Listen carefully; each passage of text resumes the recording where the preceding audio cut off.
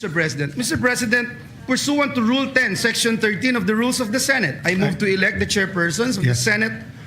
What's the pleasure of Senator Erwin? Mr. President, just a quick manifestation, sir. Go ahead.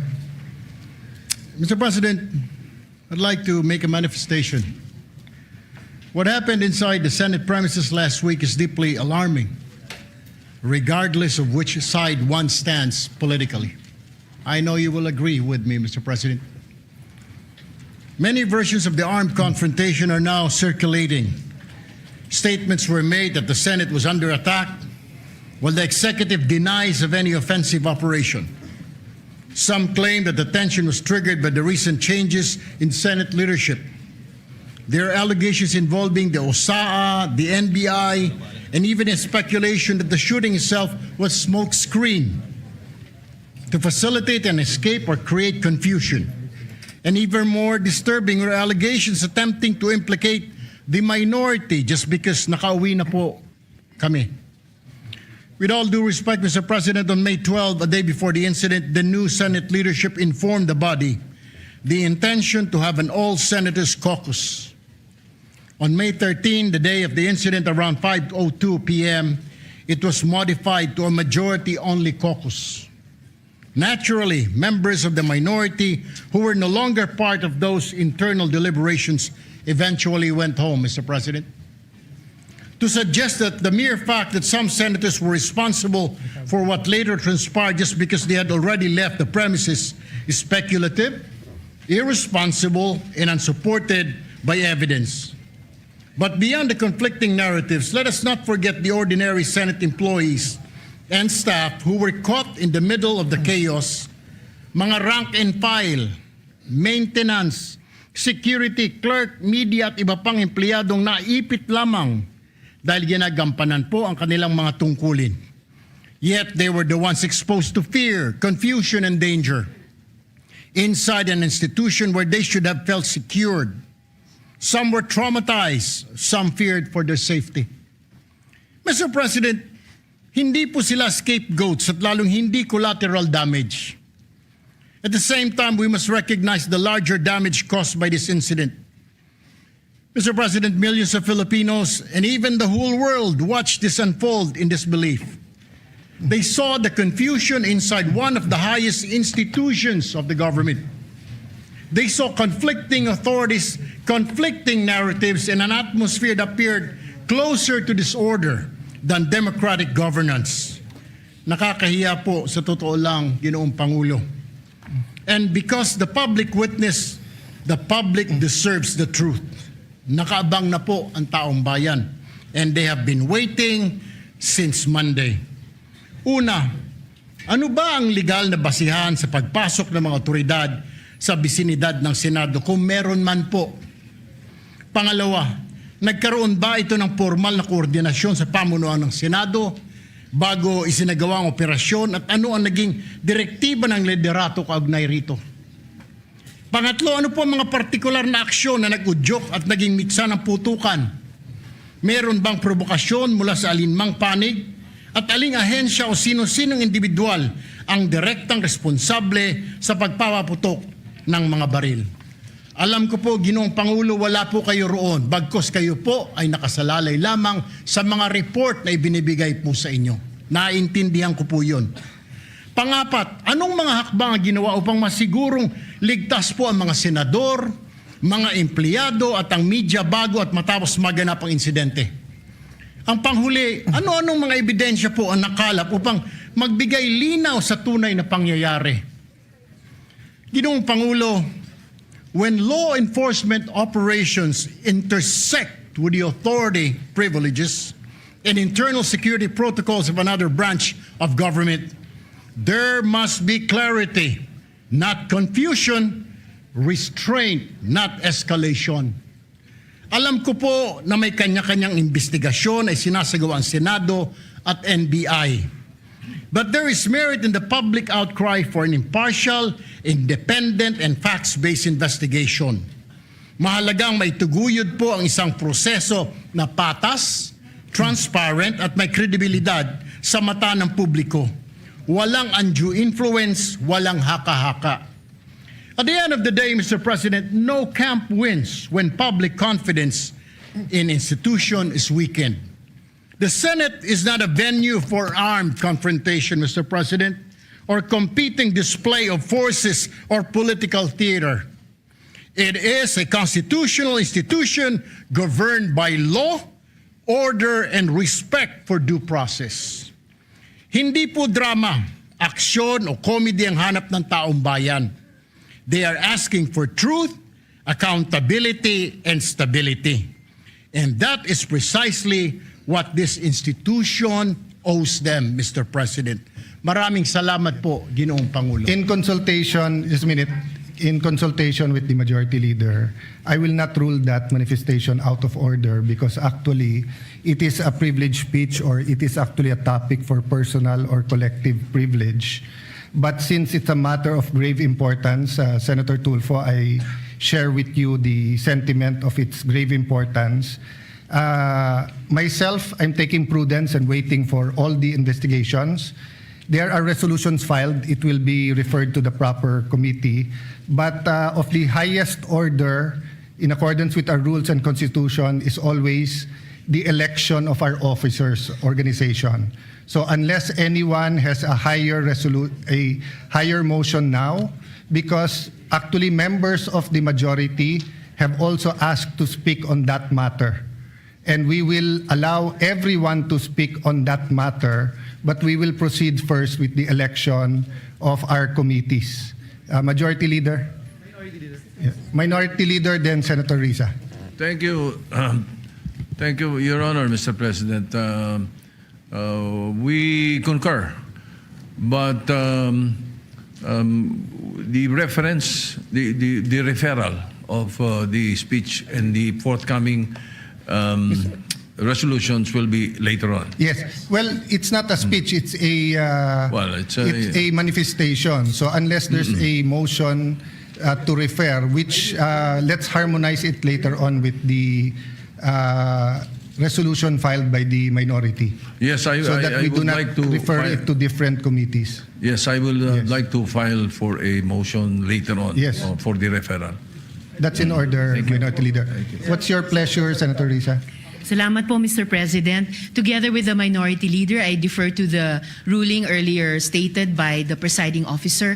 Pero just to make of record, Mr. President, nakaschedule din po ako mag-deliver sa ating agenda for the day Yes. ng privileged speech. And it so happens po, It's the same katulad topic. nung Yes. paksa nung Yes. talumpati ni Senator Erwin Tulfo, and specifically moving forward from the events of last week and this week, Mr. President. Noted.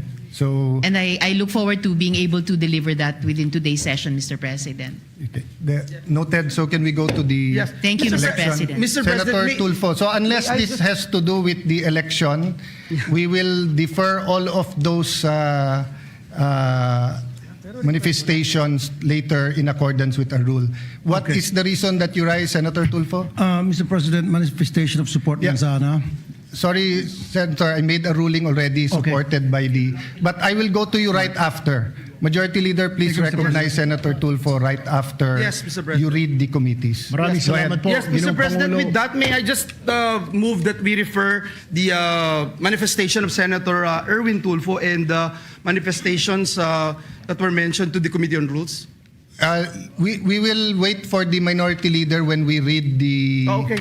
The resolution I later withdraw the on. motion, Yeah. Mr. President. Maybe we will take Yes, a quick... therefore, Mr. President, we will go now to the previous motion of this representation pursuant to Rule 10, Section 13 of the Rules of the Senate. I move to elect the chairpersons of the Senate Permanent Committees. I so move, Mr. President. Is there any objection? Hearing none, please proceed. Senator Pia Cayetano as chairperson of the Committee on Accountability of Public Officers and Investigations. Vice Senator Panfilo Lacson. So move, Mr. President. Any objection? Hearing none, Senator P is hereby elected. Senator Amy Marcos, chairperson of the Committee on Foreign Relations. Vice Senator Erwin Tulfo. So move, Mr. President. Any objection? Hearing none, Senator Amy is hereby elected. Senator Camille Villar, retained as chairperson of the Committee on Environment, Natural Resources, and Climate Change. So moved, Mr. President. Any objection? If not, Senator Camille Villar is hereby elected to such committee. Senator Robin Hood Padilla as chairperson of the Committee on Constitutional Amendments and Revision of Codes. Vice Senator Francis Pangilinan. So moved, Mr. President. Any objection? Hearing none, Senator Robin Padilla is hereby elected to that committee. Senator Camille Villar as chairperson of the Committee on Government Corporations and Public Enterprises. Vice Senator Mark Villar. So moved, Mr. President. Any objection? If not, Senator Camille Villar is elected to that. Yeah. Mr. President, as earlier committed, Chair. Senator Raffy Tulfo would like Senator to Tulfo, take the I floor. apologize. Thank you very much for the adhering to the ruling of the chair. We will now recognize you. Afterwards, Senator Risa is raising her hand. Mr. President, I would like to associate myself with the manifestation of Senator Erwin Tulfo. Meron lang po akong konting katanungan. Meron ho bang standard operating procedure manual ang ating USAA? Number one. Number two, pagdating po sa pag-handle ng firearms, are these the members of the OSA, are they trained? And then number three, ano-ano ho bang qualifications dito mga members ng OSA natin? Who are they? What are their qualifications to be chosen as members of the OSA? Yun lang po, Mr. President. Yes. So, note your questions are noted, and depends on what committee we refer it to. We will consult with the minority. We'll take a recess, a short suspension when we read the committee report, because unless we agree to convert into a committee of a whole so that the certain people can testify here, the other option is to give it to a standing committee. So let's decide that in a while. And then lastly, Mr. President, meron bang training ang members ng OSA kung paano mag-handle ng isang problema, isang situation, and do they understand the meaning of rules of engagement? Yun lang po, Mr. President. Yes. Thank you. Thank you for those questions, Senator Tulfo. Senator Risa, do you want to take the floor?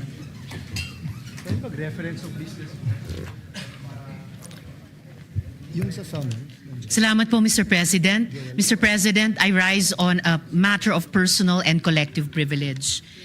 Mr. President, halos isang linggo na matapos ang habulan at barilan dito sa Senado. Sa loob-loob ko, hindi ako mapanatag na simula nung Lunes, ang ipinapakita natin ay para bang walang nangyari. Na para bang hindi na bastos ang ating institusyon, ang ating mga empleyado at ang mga Pilipino. Hindi maliit na bagay ang nangyari dito.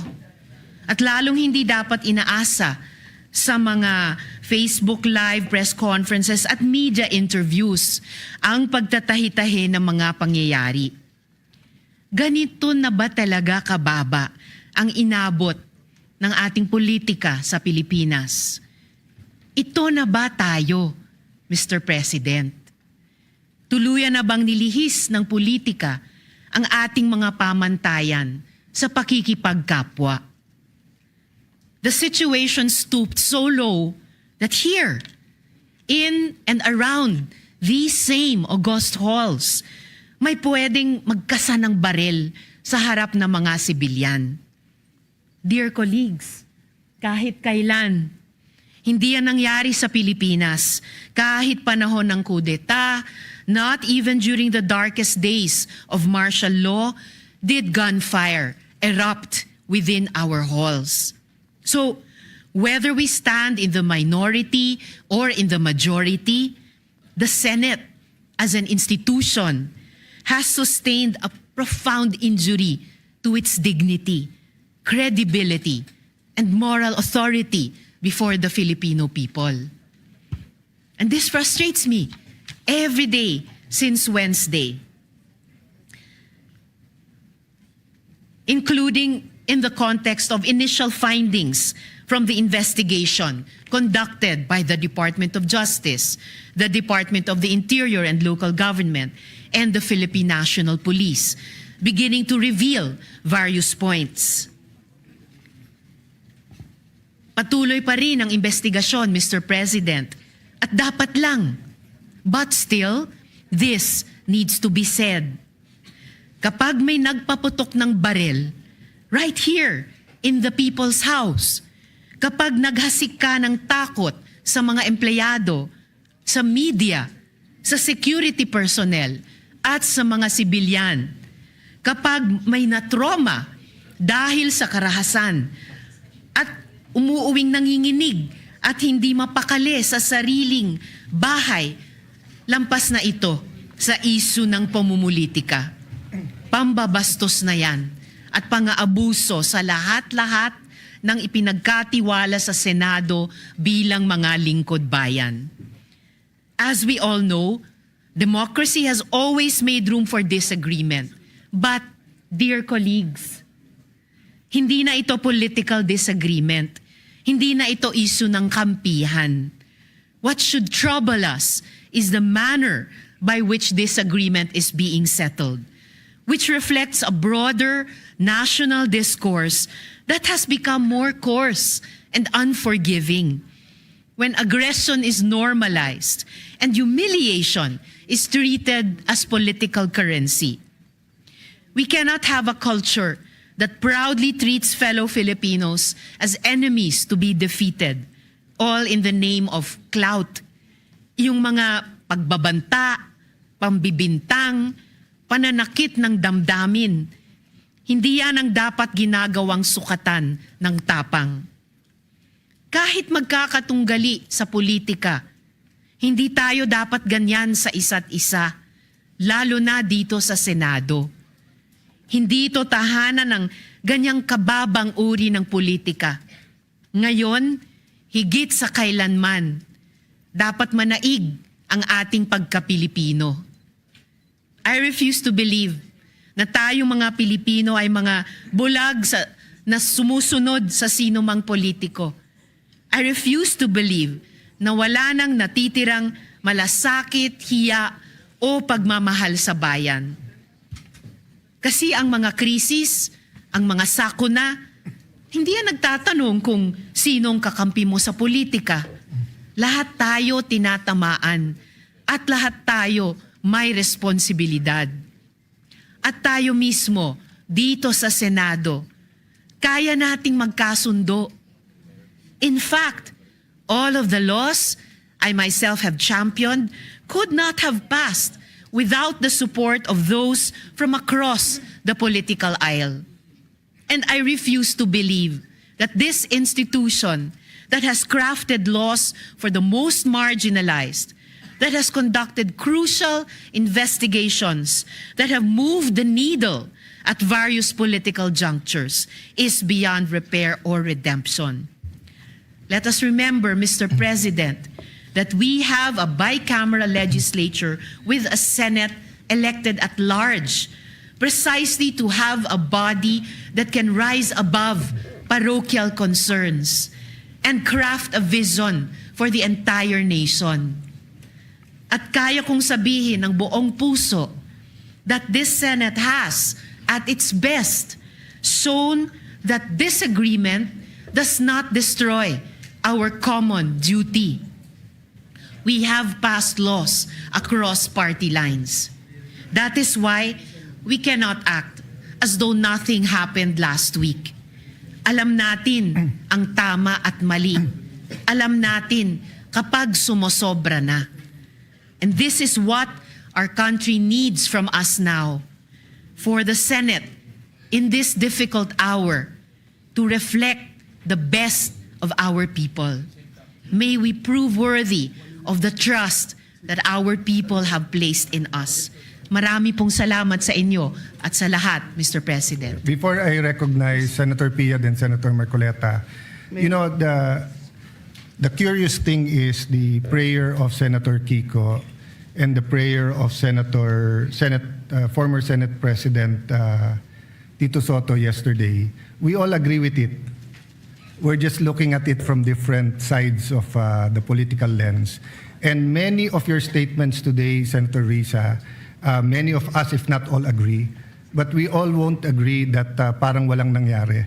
I don't know where that came from because I don't think anyone is treating it trivially. It's just a matter of how we can focus on it given that there is a real economic crisis. crisis of prices, oil crisis. Our stock is running out. We're convening into an impeachment court.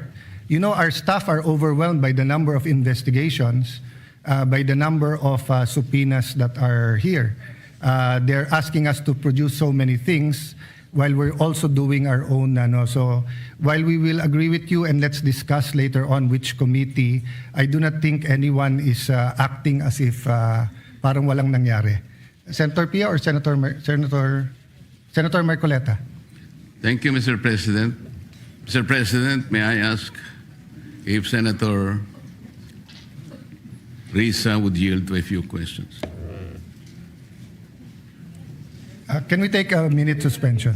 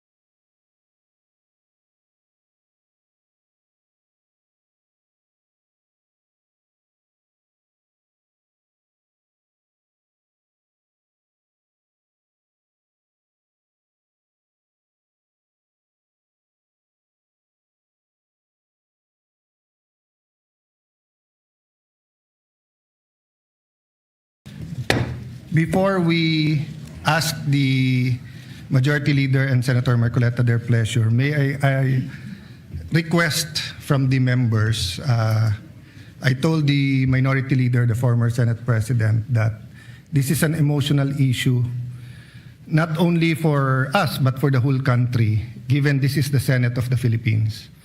And it's a sensitive issue because there are words that have been used. That's why I have tried to be deliberate. Wait not only for a partial investigation, but independent. Wait for every investigation to come in. Now, many members of the majority who were here want to speak on that measure. Having said that, number one, we have athletes here and I don't want to keep them here the whole day.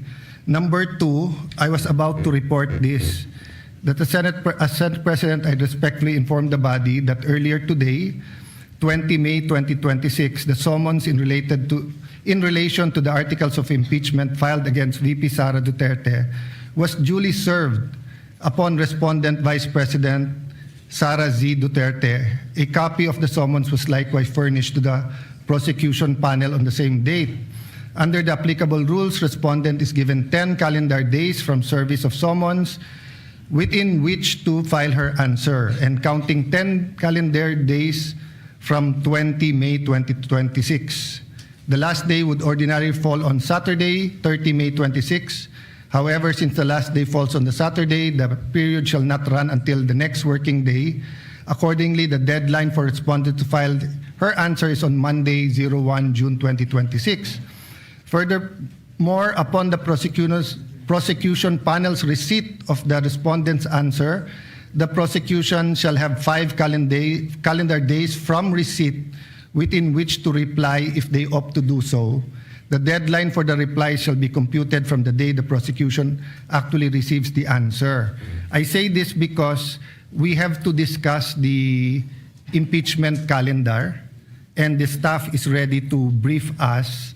And if we can give this priority, because we have to discuss it vis-a-vis the legislative calendar, vis-a-vis the committee hearings and the session. So if we are going to all stand today, like Senator Tulfo and Senator Risa, we won't finish by midnight tonight, because at least 3 or 4 senators from 8 senators from the majority wants to speak on the matter. There might be, if not those who want to speak in the minority, those who want to ask questions or interpolate. So may I ask as your Senate President na magbigayan tayo today, and if you want to put a lot of time on that on Monday, we can fully discuss. I've received some request for CCTV footage. We gave it right away to PNP. We will give it to you if you request it. We're also requesting CCTV footages from anyone who took it, including from the media, so that we can discuss it very intelligently with, I think, 24 senators committing that this is an important issue and we will give it the much needed attention. But let's do it with prudence, deliberately. We're dealing with our democracy here. No? We're dealing with law enforcement agencies, AFP, PNP, NBI, with branches of government, the executive and the legislative. So I know we all want to speak on it today, but may we include in the caucus what committee to give this to. I think the Senate President will, before we go on suspension, wants to put on record his recommendation. But if I may ask him, that the actual decision, given that there are other people with other ideas, we discuss it. I don't think it's a matter that you and I should discuss, but all of us. So let me ask first Senator Marcoleta, may I ask you if we can make a statement rather than interpolate today? Senator Risa, kung may mga gustong mag-interpolate, pwedeng sa Monday. Yeah. Senator Risa answered in the affirmative. Yes, Mr. President, considering that I was approached by your good self just moments ago and explained the matter that there is an apparent consensus that this subject matter, also subject of Senator Risa's speech on question of privilege, I yield to the better judgment of the President of the Senate, and I will hold my questions until Monday. Thank you, Mr. President. Thank you, Senator Marcoleta. Thank you, Senator Risa Ontiveros. Minority Leader, may I just give, you're my kuya, but she's my ate. Yeah. Senator Pia. Mr. President, I also will not interpolate or make my own privileged speech today as requested by the Senate President. I reserve my right to make the proper interventions at the time that the Senate President and our other colleagues agree upon. But I just want to make this quick statement. Parang walang nangyari. Yan po ang statement ng ating butihing Senadora Risa Hontiveros. Siguro po para sa inyong mga wala dito. Pero para sa amin na nandito, napakaraming nangyari. Takot na takot po ako na kailangan ko na magpaalam sa mga anak ko. At yung staff ko, 2 pintuan ang pagitan ko sa putukan. Yung staff ko na si Claire, na 20 years na sa akin, nandun siya sa labas. She has a 12-year-old son. Kinuwento niya sa akin lately na tumatakbo siya, hindi niya alam kung saan siya pupunta. Kaya para sabihin niyo na walang nangyari. Napakasakit para sa aming lahat na nandito. And as I said, 2 pintuan na nagpo-protect sa akin sa putukan. Pero yung media, yung Senate staff, yung hindi naman makauwi dahil sila ang security, sila ang elevator women and boys natin, nandoon po sila. So dear colleagues, napakarami nang nangyari. And one more thing, wala ho akong sinisisi. Pero nung pagkatapos ng lahat, pagtingin ko ng group natin, yung dating majority group, walang ni isa sa inyong nangamusta sa amin. Some of you I've known for 20 years, 10 years, and I didn't even hear any of you say, kamusta na kayo dyan? Napakasakit na sa akin. Sobrang sakit. So yun ang masasabi ko. Yes, I am very ready to share my story, to ask questions. Pero kung wala ho kayo dito, huwag niyong questionin yung mga nangyari sa mga nandito. Dahil nandito kami, kasama ng staff namin, Senate staff. You have your own story, I respect that. But please respect my own story. Thank you, Mr. President. Minority Leader. Mr. President, yes, of course, we sympathize with the manifestation made by Senator Pia Cayetano. But my position is merely to give a suggestion for your consideration and for the consideration of our colleagues. I think this particular issue, once culminated, should be referred to the Committee of the Whole. The reason being, it is an extraordinary remedy necessary because of the issues of Senate institutional security. The chamber itself is affected. The institution is threatened. There are multiple Senate committees that are going to be involved: public order, justice, rules, ethics, even finance, because of the procurement of the weapons allegedly that were used. So the Senate has a direct institutional stake, every senator. So this is not just majority or minority. So therefore, may I give a suggestion that you consider the possibility of all these manifestations be referred to the Committee of the Whole. And in the past, the Committee of the Whole, when we investigated formally, we investigated PhilHealth, it was the Senate President that chaired the Committee of the Whole, unless he appoints a This co-chair. representation always takes, you know this, Your Honor, always takes your suggestions seriously. So Thank you. you're suggesting we use Rule 14 and Section 14 of the rules and create a special committee, the Committee of the Whole. Is that correct? Yes. Mr. President, if I may, Mr. President. And before that, since we're going to go into caucus to speak about the calendar, may I ask the Minority Leader if it's acceptable that we discuss it there? Later in the caucus, just so that we don't have to discuss everything on the floor and we get the other business that we have to do today done with. No? Can I, Mr. President? Yes. Mr. Majority President, Leader. I'm sorry, Mr. President, but just to put on record, there are a lot of senators who wanted to speak and reserve their On right this issue. on this particular issue. Put it on We record have- so that we yes, can we have amend it. Senator Mark Villar, Senator Camille Villar, Senator Jingoy Estrada, Senator Robin Hood Padilla, Senator Bongo, Senator Loren Legarda, Senator Win Gatchalian, and even this representation, Mr. President. So, if I may, Mr. President, and with the indulgence of our colleagues, I think we already made that decision that on Monday, come Monday, we can talk about this, Mr. President, and of course, entertain the idea being raised by our minority leader. So with that, Mr. President, may I just move that we proceed with the reference of business so that the resolutions I just have to recognize Senator Ontiveros with that pakiusap of everyone. We that yield, Mr. President. Yes. We yield to the distinguished lady, Mr. President. Maraming salamat, Mr. President. I empathize with the experiences and the feelings expressed by the gentlewoman from Taguig and Pateros. May I just repeat what I clearly stated at the context of na parang walang nangyari. I'm talking about ngayon, after those terrible events that caused fear and a lot of other negative emotions and experiences sa ating mga colleagues, sa ating mga Senate staff, sa security unit dito at sa Senate media.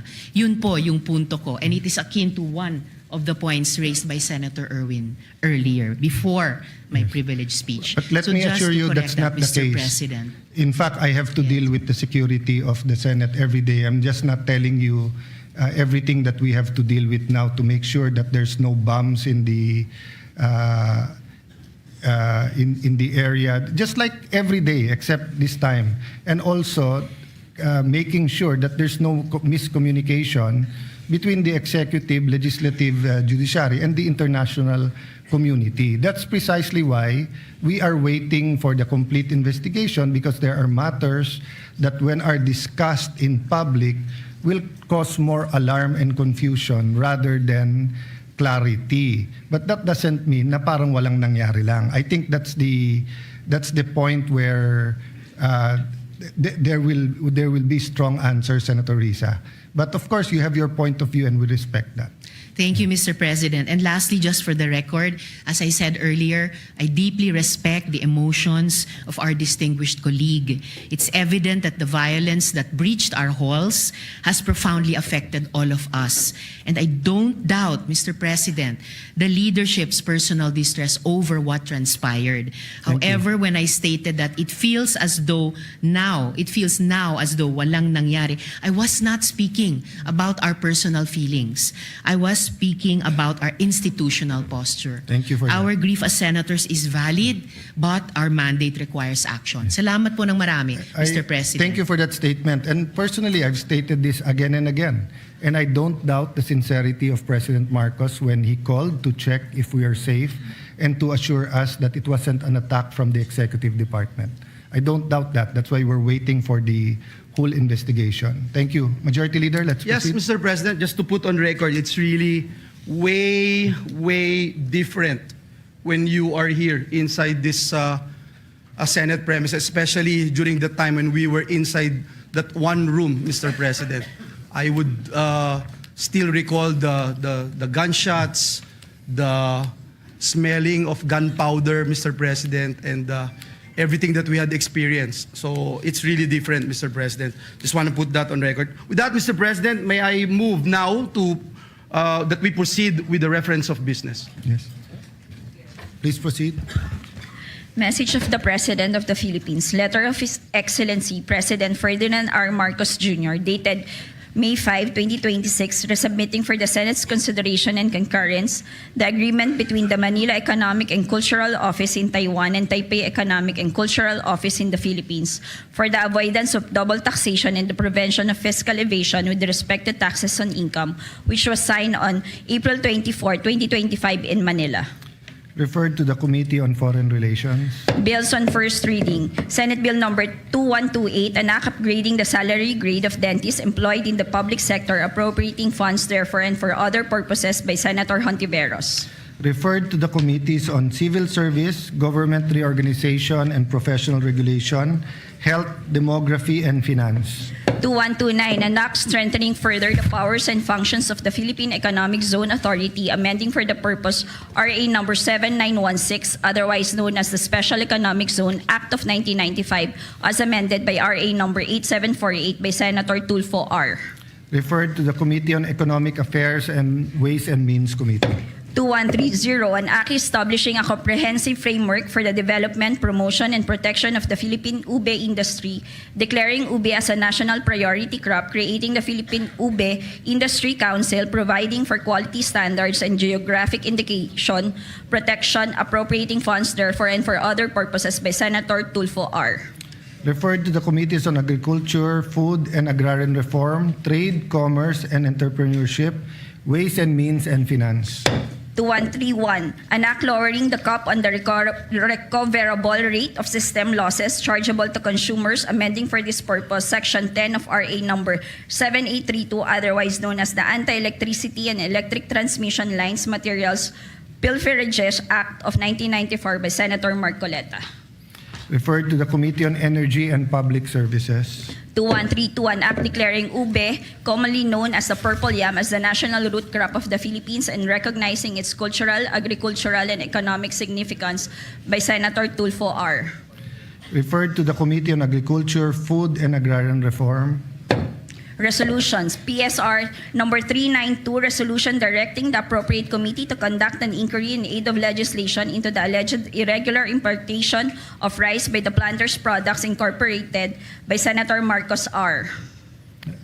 Senator Marcos. 1 minute suspension.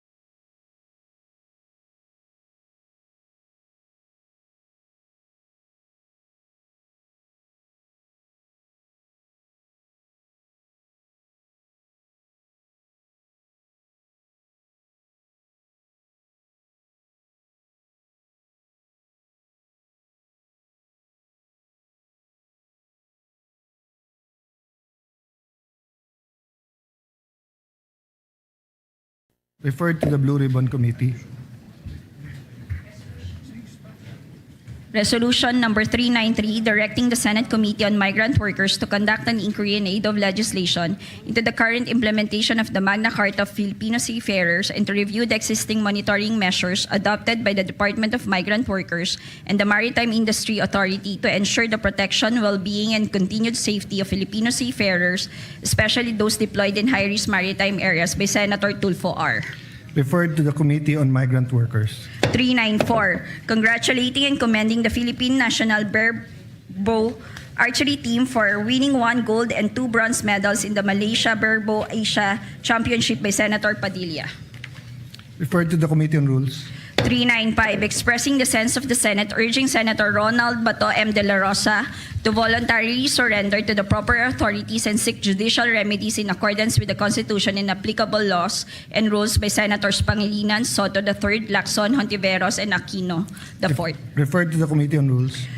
396, directing the appropriate Senate committee to conduct an inquiry in aid of legislation into the reported entry, presence, deployment, participation, or involvement of personnel of the National Bureau of Investigation, other law enforcement or security agencies, and private individuals in the incidents that took place within or in the immediate vicinity of the Senate premises on May 11, 2026 and May 13, 2026, including the discharge of firearms, security breaches, and any attempt to implement, facilitate, or enable an arrest or custodial transfer within Senate premises by Senator Marcos.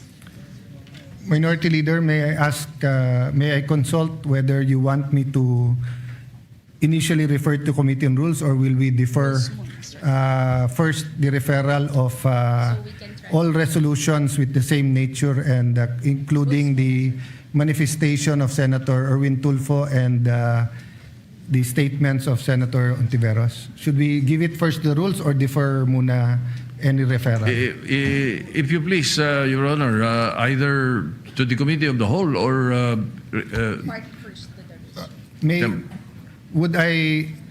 What's the pleasure, whether rules or defer, while we're discussing whether we will create?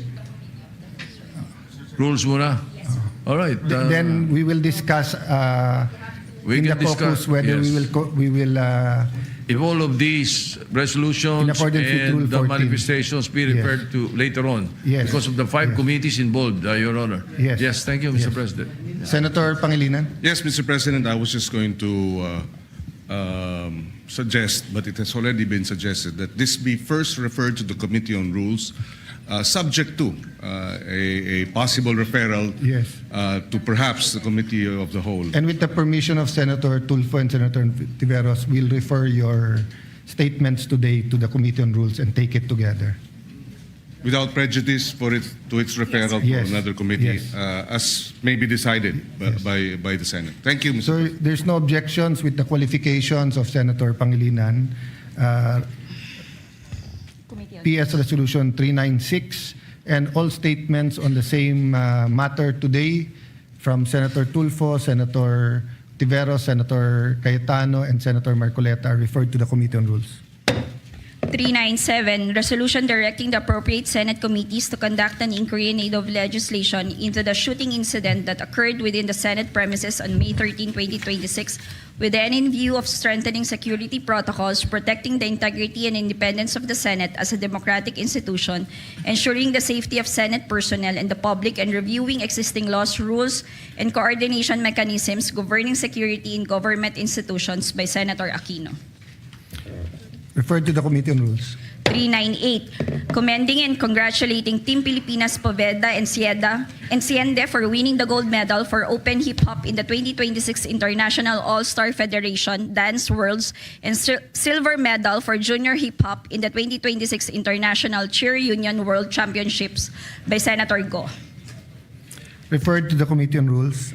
399, commending and congratulating the Gilas Pilipinas Women 3x3 team for winning the silver medal in the 2026 FIBA 3x3 Asia Cup by Senator Go. Referred to the Committee on Rules. 400, commending the Senate media for their bravery and professionalism during their coverage of the May 13, 2026 shooting incident at the Senate by Senator Hontiveros. Referred to the Committee on Rules. Before the additional reference of business, Majority Leader, you want to make a motion?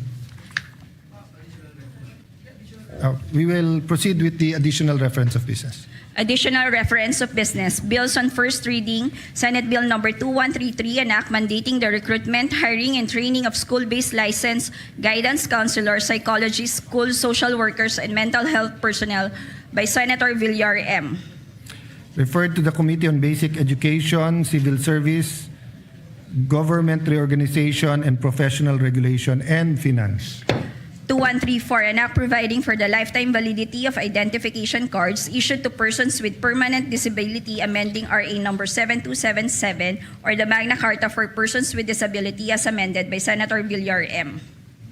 Referred to the Committee on Social Justice, Welfare, and Rural Development. 2135, an act establishing the Jose Panganiban Special Economic Zone in Freeport Province of Camarines Norte and appropriating funds therefore and for other purposes by Senator Padilla. Referred to the Committee on Economic Affairs, Local Government, Ways and Means, and Finance. 2136, anak upgrading the Camarines Norte Provincial Hospital in the Municipality of Daet, Province of Camarines Norte into a tertiary level 3 general hospital to be known as the Camarines Norte General Hospital under the direct control, supervision, and management of the Department of Health, appropriating funds therefore and for other purposes by Senator Padilla.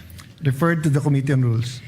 2137, anak increasing the income tax exemption ceiling for individual taxpayers to 360,000 pesos annually, amending for the purpose Section 24A, 2A, and B of the National Internal Revenue Code of 1997 as amended by Senator Villar M. Referred to the Committee on Ways and Means. 2138, anak expanding the coverage of RA number 10883, otherwise known as the new Anti-Kidnapping Act of 2016, to include the taking of motor vehicles through deceit of or fraudulent schemes within the definition of kidnapping and for other purposes by Senator Tulfo R. Referred to the Committee on Public Order and Dangerous Drugs and Public Services. Resolution PSR number 401, urging the Committee on Sustainable Development Goals, Innovation, and Futures Thinking to conduct an inquiry in aid of legislation on the Philippines' preparedness for the projected 2026 El Nino phenomenon and its impact on food security, water resources, public health, and environment by Senator Cayetano P. Referred to the Committee on Sustainable Development Goals, Innovation, and Future Thinking. 402, urging the Senate Sergeant-at-Arms to undertake comprehensive capacity building training programs and to develop, adapt, and institutionalize a formal operations manual to ensure professional, coordinated, rights-based, and effective security operations within the Senate of the Philippines by Senator Tulfo R. Referred to the Committee on Rules. Mr. President. Senator Pangilinan. Yes, just a sorry for the delay, but I just caught it. The referral of the climate crisis or climate change resolution to the Committee on Sustainable Development Goals. May we request that it likewise be secondarily referred to the Committee on Agriculture, as food security is one of the concerns raised in the resolution. It's a good suggestion. With the permission of Any the sponsor. objection? There's no objection. It's referred also to the Committee on Agriculture. We agree with you, Senator Pangilinan. Thank you. Mr. President. The agreeable senator. Mr. President. Senator Win is the only one laughing at I might vote for him one day.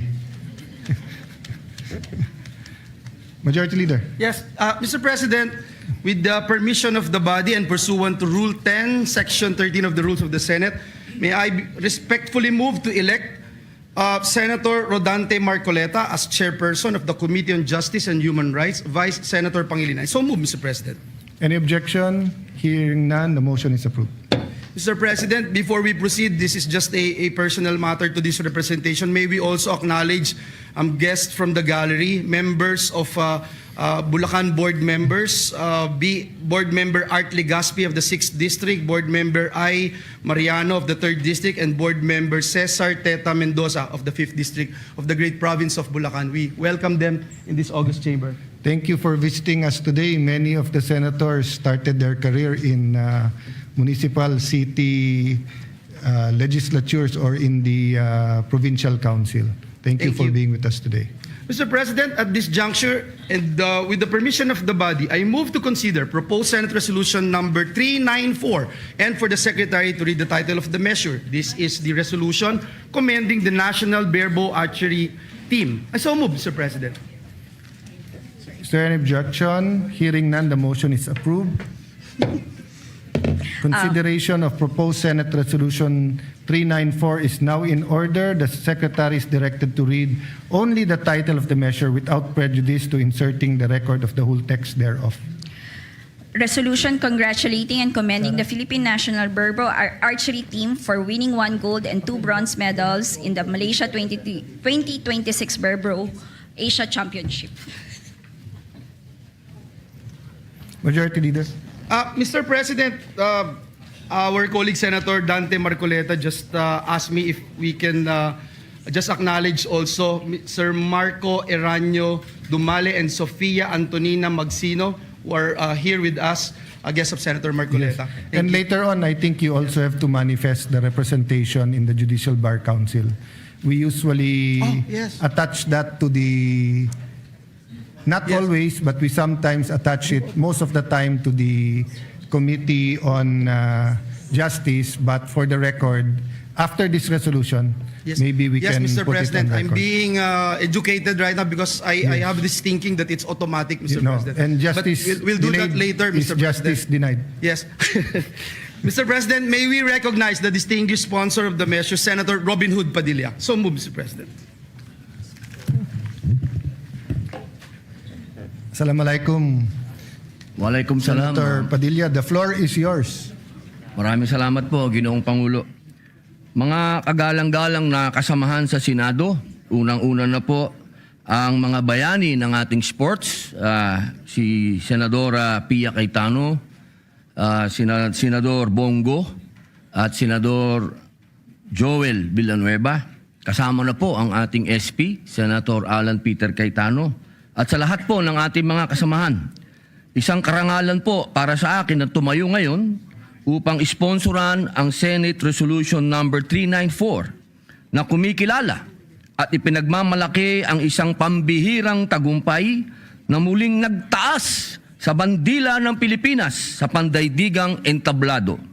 Sa kauna-unahang pagkakataon sa kasaysayan, nasungkit ng ating pambansang kupunan sa Barebow Archery ang gintong medalya na ginanap sa Malaysia 2026 Barebow Asia Championship noong ika-29 ng Abril hanggang ika-3 ng Mayo ngayong taon sa Shah Alam National Sports Complex, Panasonic, Selangor, Malaysia. Isang makasaysayang panalo na nagpapatunay na ang galing, tapang, disiplina at determinasyon ng Pilipino ay walang katumbas. Pinangunahan po ito ng ating mga magigiting na Pilipina archers na sina Maria Razel Richilda Padilla Abella, Josephine Galisano, Rowena Galisano, at Isabel Narangila. Sa kabila ng matinding laban, ipinakita nila ang pambihirang husay at tibay ng loob. Mula sa semifinals kung saan tinalo nila ang Thailand sa end score na 6-2 hanggang sa nakakapanabik na finals sa host country na Malaysia. Hindi sila natinag. Nakuha ng Malaysia ang unang set, 43-42, na nakapagbigay sa kanila ng 2-0 lead. Tumugon naman ang Pilipinas sa ikalawang set na natapos sa tie round score na 49-49 at score na 3-1. Sumiklab ang galing ng mga Pilipina sa ikatlong set at nagdala ng 51-45 na panalo upang mapantay ang set score na 3-3. Nanatiling dikit ang laban matapos ang ikaapat na set sa score na 48-48. Dahilan upang manatiling tabla ang laban sa 4-4. Panoorin po natin ang video.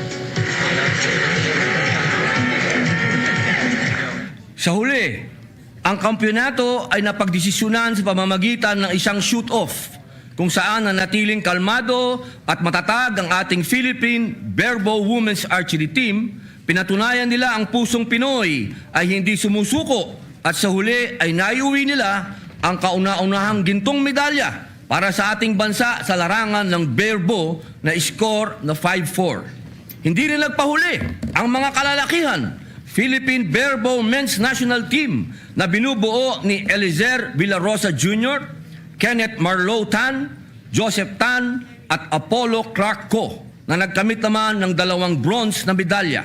Isa rin itong napakalaking tagumpay na nagpapatuloy na lumalakas at umuulad ang larangan ng archery ng Pilipinas. Lalo pong kahanga-hanga ang kanilang tagumpay dahil ang mga nasabing barebow teams ay halos self-funded. Mula sa kanilang pagsasanay, uniforme, hanggang sa pamasahe at iba pang gastusin, sila mismo ang nagtaguyod sa kanilang pangarap habang nirepresenta ang ating watawat. Sa kabila ng limitadong suporta, nanaig ang kanilang dedikasyon at pagmamahal sa bayan. Magsilbi din sana itong panawagan na dapat nating suportahan ang ating mga atletang Pilipino sa kanilang mga kampanya na magdala ng karangalan sa ating bansa. Hindi rin po nating dapat kalimutan ang kanilang volunteer coaches na sila Mark Henry Wee, Dem Paragamak, Jomelini Estacio at Dr. Federico Eduardo Abella na buong pusong naglaan ng oras at talento upang gabayan ang ating mga atleta. Hindi po biro ang larong archery. Ito'y nangangailangan ng pinagsanib na pisikal na disiplina, matinding konsentrasyon, at malalim na malayang kaisipan. Ang tagumpay na ito ay kwento ng sakripisyo, pagkakaisa, at walang sawang paniniwala sa kakayahan ng Pilipino. Ito ay paalala na kapag pinagsama ang talento, sipag at pagmamahal sa bayan, walang imposible. Kaya naman po, buong pinagmamalaki kong sinusulong sa bulwagang ito ang pagkilala sa ating mga pambansang bayani sa larangan ng barebow archery. Naway magsilbi silang inspirasyon sa bawat Pilipino na mangarap ng mataas, magsumikap ng buong puso at ipaglaban ang ating watawat saan mang panig ng mundo. Ika nga ng isang pamosong archer na si Ron Laclaire, archery is like a journey. It begins with a love for shooting, a bow, and a passion for watching our arrows fly. Mabuhay po ang ating atletang Pilipino, mabuhay ang Pilipinas. Senator Padilla, thank you for that very action-filled speech. Would you want to tell their names again so that they can stand up one by one and be recognized? No? So we're not allowed to applaud, but we applaud you in our hearts as you stand up and be recognized. Pinakikilala ko po sa inyo ang ating mga kababaihan na gold. Ito po ang tunay na Robin Hood sa pamilya namin. Maria Razel Rechilda Padilla Abella. Agreeable, man. Josephine Galiscano. Rowena Galicano. At Isabel Narangila.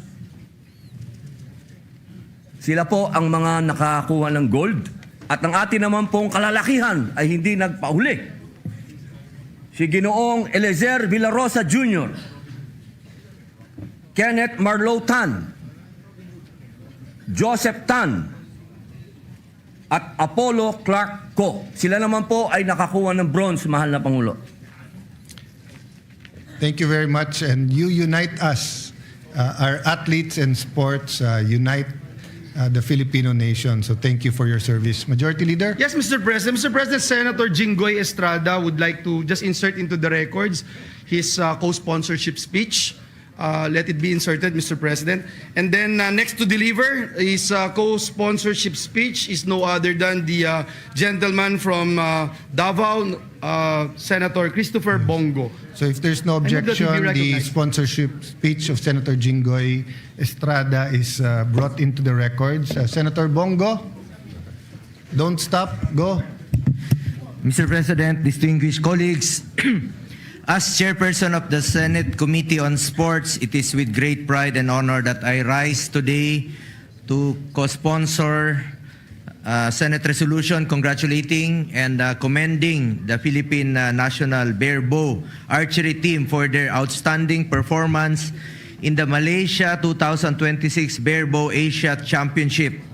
Our national barebow archers brought honor to the country by winning 1 gold medal and 2 bronze medals in this international competition held in Shah Alam, Malaysia.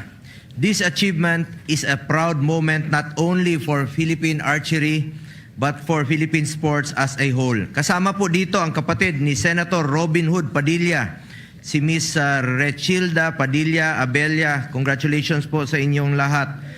Kaya pala si Senator Robin Hood, malakas ang loob dahil sanay sa archery ito. I have always been a strong advocate of promoting sports development in the country. I firmly believe that sports can positively impact the physical and mental well-being of our citizens and contribute meaningfully to nation building. Kinikilala po natin ang mahalagang papel na ginagampanan ng sports sa ating lipunan dahil naniniwala po ako na ito ay isang mabisang paraan upang mailayo ang ating mga kabataan sa masasamang elemento katulad po ng illegal na droga. At gaya po ng parati kong sinasabi, get into sports, stay away from drugs to keep us healthy and fit. Kaya naman po ang tagumpay na ito ay hindi lamang bunga ng lakas ng katawan o galing sa pagpana. Ito ay bunga ng tiyaga at sakripisyo. Sa bawat tira, dala ng ating mga atleta ang pangalan ng Pilipinas. Sa bawat pag-angat ng pana, dala nila ang pangarap, disiplina at dangal ng bawat Pilipino. Their victory reminds us that Filipino athletes can excel not only in mainstream sports but also in specialized and highly technical disciplines. Given the right amount of support, training, and exposure, our athletes can compete and win against the best in Asia and the world. Mr. President, this achievement also sends an important message to our young athletes that there is honor in discipline and there is pride in representing the country, no matter what the sport is. To the Philippine National Barebow Archery Team, congratulations po sa bawat isa sa inyo. Your performance has brought pride to our flag, inspiration to our youth, and renewed attention to the growing promise of Philippine archery. May this victory encourage stronger support for our national athletes, our coaches, and our sports programs from grassroots development to international competition. Matandaan natin, dati kulelat po tayo sa Olympics, wala tayong ginto. Ngayon, since 2019, meron na tayong dalawang ginto nung Paris Olympics at isang ginto naman po nung Tokyo Olympics last 2021. Rest assured that I will remain steadfast in my commitment to ensure that the rights and welfare of our Filipino athletes are always at the forefront of my priorities. We will continue to work doubly hard with all concerned agencies and stakeholders to bring our country the glory it deserves and to establish the Philippines as a true sports powerhouse in Asia. Sa ating mga atleta, go lang ng go. Thank you, Mr. President. Mabuhay po ang ating mga atletang Pilipino. Thank you very much to our chairperson of the Committee on Sports, Senator Bongo. Majority Leader? Yes, Mr. President. Mr. President, let me also associate myself to the sponsors of this measure. And all I wanted to say, Mr. President, is I hope that we can acknowledge in this August chamber the matriarch of Padilla family who is here with us, no other than the mother of Senator Robin Hood Padilla, Mrs. Eva Padilla, who is here with us.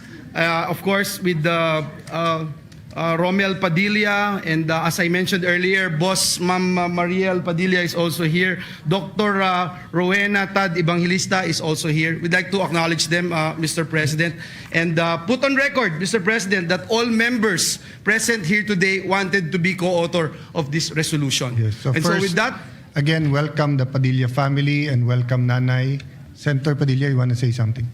Opo, Ginoong Pangulo, hindi ko po anak, kapatid ko po. Kinukongratulate Sabi ako, niya anak yung ko. nanay mo, ikaw daw anak. He was referring to yung nanay, Di ba? right? Kapatid ko po yung kapatid ko po yung naka-gold. Hindi Yeah. ko po anak. Masyado naman. Pambihira naman. No, the majority, Mr. President, just to put on record, no one actually claimed. you mean his mother is here and he's the son? Yes, I said the mother is here. Hindi, sabi ni Senator Bongo. Oh, Senator Bongo. Okay. Yes, with that, Mr. President, no other member wishes to interpolate or propose amendments to the measure. May I respectfully move now that we adopt proposed Senate Resolution number 349 subject to style. So move, Mr. President. I think others want to be co-authors. I already mentioned, Mr. President, all members present So here today. even the Athenians want to be associated with archers? Okay. So if there's no objection, the motion is approved. May I ask for a minute suspension to allow our guests to go to the roster? Session Thank you, suspended. Mr. President.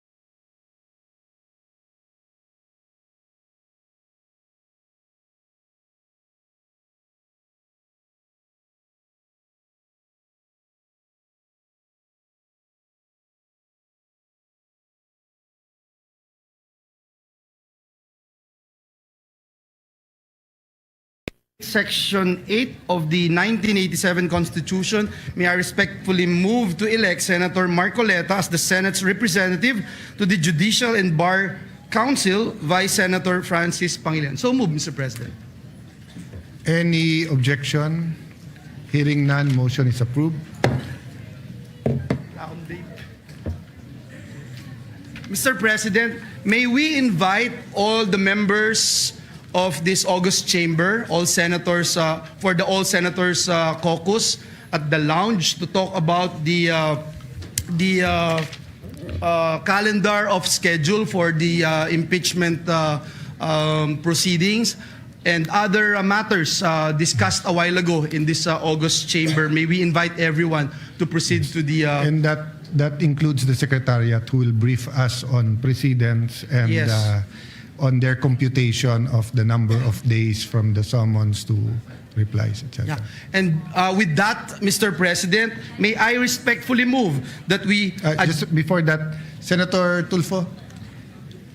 With the indulgence of the majority floor leader, Mr. President, may I ask if this calendar will be published soon so that the public will know and have an idea of the schedules too, Mr. President, because I'm sure that the public is very interested in this trial, Mr. President. Yes, I agree with you, Senator Tulfo. Once we agree as a... We'd rather have consensus rather than vote on it. But if we do have a consensus, please move that we announce it to the public. So it really depends on our caucus today, but the Secretariat is quite prepared. They will show us what happened in the last impeachments. So I think we would have a very good view of how long this impeachment will take. The only tricky part really is when we have the impeachment during session days. Therefore, Mr. President, can I move that we the calendar, the schedule of this impeachment trial be published so that the public would know, because they are really interested and they're waiting so that they can watch on the TV, on social media about the ongoing trial, Mr. President. Majority Leader? Yes, Mr. It seems President. there's no objection. Yes, with no objection, Mr. President, I move that we adjourn the session until 3 o'clock Before in the that, afternoon sorry, of Mr. Monday. On the motion that we publish the calendar, there's no objection, so it's carried. Okay. Go ahead. Your Thank you, Mr. motion. President. Sorry, Thank you, Mr. President. Thank you, Senator Erwin. Mr. President, I move that we adjourn the session until 3 o'clock in the afternoon of Monday, May 25, 2026. So move, Mr. President. So we are adjourned till Monday, May... Ano ba May Monday? 25, Mr. President. 25 at 3 p.m. Thank you, Mr. President.